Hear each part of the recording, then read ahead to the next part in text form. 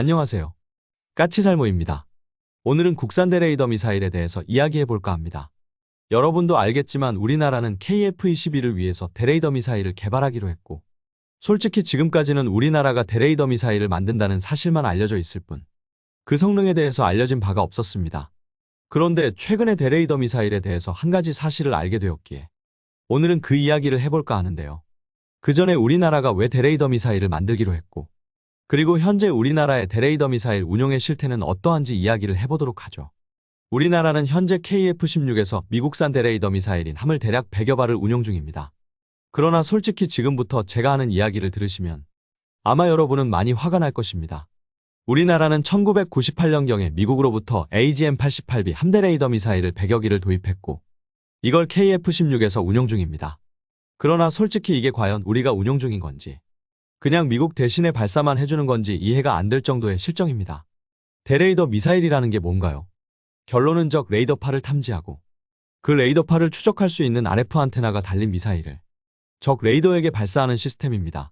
그런데 우리나라는 현재 적 레이더파에 대한 제대로 된 정보를 확보하지 못했고, 그래서 대레이더 미사일에 입력하는 적 레이더에 대한 정보를 거의 미국에 의존하고 있습니다.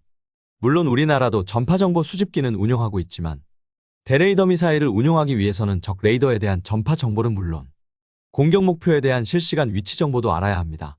그래야지 미사일이 여러 개의 전파원 중에서 우리가 공격하려는 전파원을 공격할 수 있기 때문입니다. 그러나 우리는 아직 그 정도 수준이 안 되고, 그래서 미국으로부터 전파 정보를 받아서 운용 중입니다. 더욱더 우리 전투기들은 함대 레이더 미사일의 적 레이더의 전파 정보는 입력하고 발진을 하지만 정확한 적 레이더의 위치 정보는 없는 채로 이륙을 하고, 이륙을 한 다음에 적 레이더의 정확한 위치 정보를 공중에서 받아서 임무를 수행하는 형태로 작전을 하고 있다고 합니다. 한마디로 미군의 지원이 없으면 대레이더 미사일을 아예 운용 못한다고 보시면 됩니다. 아마 이 이야기를 듣고 많은 분들이 헛소리하지 말아라, 무슨 근거로 그런 이야기를 하느냐 할 수 있을 겁니다. 근거요? 그건 국방과학연구소에서 나오는 대레이더 미사일의 개발 필요성에 대한 홍보자료에 나오는 내용입니다. 그리고 당연히 우리의 KF-16은 이미 정해진 목표에 대해서 대레이더 미사일을 발사할 수 있을 뿐이고, 새롭게 등장하는 위협에 대해서는 대응을 못합니다. 그 이유는 F-16CJ의 전용 표적 식별 장치인 HTS가 우리 KF-16에게는 없기 때문입니다. HTS가 하는 일은 적의 레이더의 신호를 분석해서 그 신호를 함대 레이더 미사일에 입력해주는 장비입니다. 그러나 우리나라는 HTS가 없고, 그래서 새로운 신호를 포착할 수 없으며, 그로 인해서 함대 레이더 미사일에 새로운 신호를 입력해 줄 수가 없기 때문에 우리는 이미 대레이더 미사일에 입력되어 있는 목표에 대해서만 미사일을 발사할 수가 있습니다. 그래서 우리는 새로운 목표에 대한 공격 능력이 없습니다. 아마 제 이야기를 듣고 많은 분들이 화가 나실 겁니다. 우리나라의 와일드 위즐 작전이 이 정도로 제약을 받고 있다는 것에 화가 나실 겁니다. 결론은 우리는 우리가 대레이더 미사일을 운용하지만 미국이 찍어준 목표에 대해서만 실질적으로 대레이더 미사일을 운용할 수 있는 겁니다. 그렇기에 우리의 와일드 위즐 작전은 완전히 미국에 존속되어 있다고 보시면 됩니다. 그럼 그 때문에 우리가 대레이더 미사일을 개발하려 했느냐라고 했을 때, 그건 아닙니다. 여러분도 아시겠지만 우리나라는 국산 전투기인 KF-21을 개발하고 있고, 그래서 KF-21을 위해서 대레이더 미사일이 필요합니다. 그러나 처음에는 우리 스스로가 대레이더 미사일을 개발할 생각은 없었고, 그냥 기존에 우리가 운용하던 미국산 대레이더 미사일인 함을 KF-21에 통합하려 했습니다. 그런데 미국에서 그걸 거부해버렸죠. 물론 미국이 우리에게 무장통합을 거부해버린 건 대레이더 미사일만이 아니고 암남0대공 미사일 등 대부분의 무장이었지만, 암남 등은 추후에 통합에 대한 정보를 제공해 주겠다고 하는 등 한마디로 시간 끌기였다면, 함대 레이더 미사일과 그리고 하푼대함 미사일은 아예 나중에도 무장통합에 대한 정보를 제공할 의사가 없음을 통보하게 됩니다. 그 이유는 현재 이 미사일들은 새로운 개량형이 개발되고 있다는 게 이유였습니다. 그러나 이 두 무장에 대한 통합은 아예 나중에라도 허락해 주지 않겠다는 것이었기 때문에 우리는 어쩔 수 없이 대레이더 미사일을 개발할 수밖에는 없게 되었습니다. 그래서 당연히 우리가 개발하는 대레이더 미사일은 처음에는 우리에게 익숙한 미국의 대레이더 미사일인 함을 모방하는 형태일 것으로 알려지기도 했죠.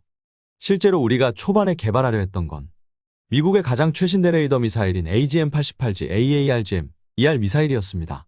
이 미사일은 기존의 함 미사일에 비해서 미사일의 형상이 완전히 바뀌었고, 그로 인해서 F-35 내부 무장창에 탑재할 수 있도록 개발된 미사일이라고 알려져 있습니다. 그러나 최근에는 갈수록 우리의 대레이더 미사일의 개발 방향이 바뀌고 있습니다. 우선 기본적으로 우리가 개발하는 대레이더 미사일은 미국과 다르게 적외선 시커를 탑재할 것으로 알려져 있습니다. 물론 RF 안테나를 달고서 적외선을 탑재하는 건데요. 우리가 적외선 시커를 탑재하려는 이유는 당연히 목표에 대한 명중률을 올리기 위한 것도 있습니다. 기본적으로 함대 레이더 미사일은 적의 RF 신호를 추적하는 게 기본이지만 적이 레이더를 꺼버려도 정확한 위치 정보로 적 레이더를 공격할 수 있게 되어 있습니다. 그러나 결론은 함이 꺼져 있는 적 레이더를 공격하는 방법은 GPS 항법 시스템을 이용해서 GPS로 입력된 좌표를 공격하는 것에 불과합니다. 그렇기에 적이 GPS 재밍 등을 하게 되면 당연히 명중 정확도가 떨어집니다. 그래서 우리는 적외선 시커를 탑재해서 꺼져 있는 레이더에 대한 명중 정확도를 올리려 하는 것입니다.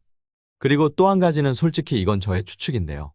왜냐하면 우리가 개발하는 대레이더 미사일에 데이터 링크가 있는지 없는지 모르기 때문에 그냥 저희 추측이긴 합니다만 만일 우리의 대레이더 미사일에 데이터 링크가 있다면 우리의 대레이더 미사일은 목표에 명중할 때 영상을 후방으로 전송을 할 수 있고 그리 되면 실제로 미사일이 목표에 명중을 했는지 명중을 하지 못했는지를 별도로 파악할 필요가 없이 바로 알 수 있습니다. 당연히 이게 얼마나 중요한 일인지는 굳이 말할 필요가 없겠죠. 그래서 만일 우리의 대레이더 미사일에 데이터 링크가 탑재되어 있다면 실시간으로 명중 사실을 확인할 수 있게 되는 겁니다. 그리고 당연히 우리는 대레이더 미사일을 위해서 표적 식별 장치인 HTS도 개발할 생각입니다. 우리나라는 기본적으로 원래 우리가 운용하던 전자점포들을 바탕으로 국산 HTS를 개발해서 KF-21이 와일드 위즐 작전 시 외부 파일론에 탑재를 해서 운용할 생각입니다.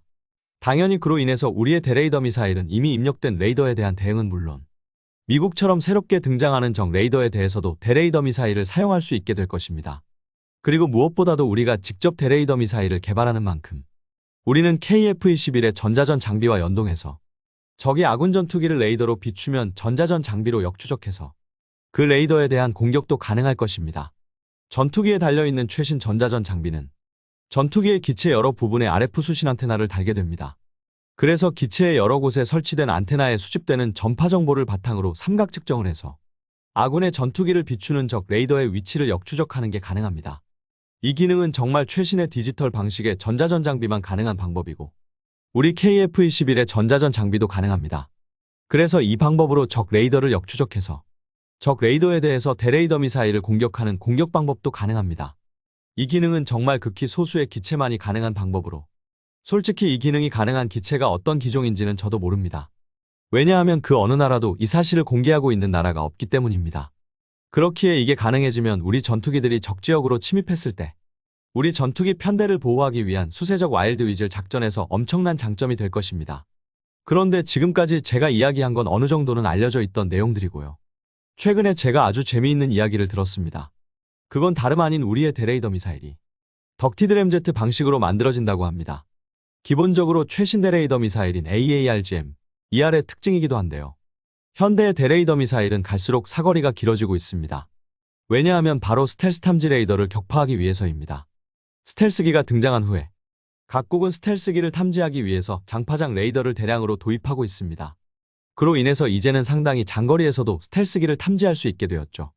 그러나 장파장 레이더의 특징은 레이더파의 도달거리가 길다는 것입니다. 그래서 상당히 먼 거리에서도 스텔스기는 상대 장파장 레이더의 존재 여부를 파악할 수 있습니다. 기본적으로 그래서 스텔스기들은 이런 장파장 레이더를 피해서 우회하는 게 기본인데요.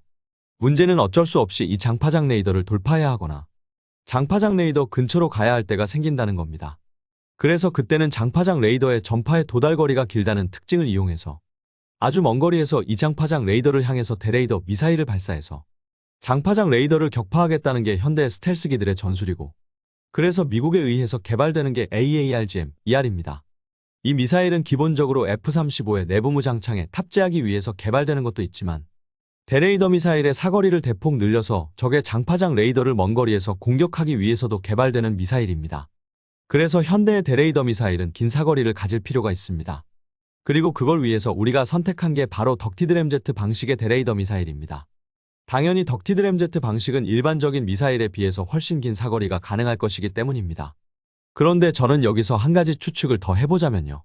기본적으로 미사일이라는 건 초반에만 추력을 발생하고 그 후로는 초반에 발생한 추력으로 얻은 관성 에너지로 비행을 하게 됩니다. 그래서 비행거리가 길어지면 길어질수록 계속 에너지를 상실하는 게 기본입니다. 그리고 에너지를 상실할수록 갈수록 속도가 느려집니다. 그러나 덕티드 램제트 미사일은 추력을 발생하는 시간이 길고 그래서 속도를 유지하는 시간이 훨씬 길어집니다. 그래서 덕티드 램제트 방식의 공대공 미사일이 공중전에서 엄청나게 유리하다고 하죠. 그로 인해서 덕티드 램제트 방식의 미티어 공대공 미사일이 현존 최강의 공대공 미사일로 여겨집니다.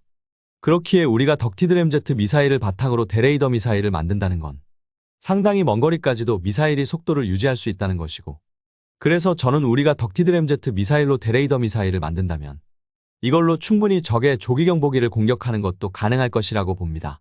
물론 이 미사일은 공대공 미사일에 비해서 훨씬 대형일 것이고 공대공 미사일만큼의 기동성도 없을 겁니다.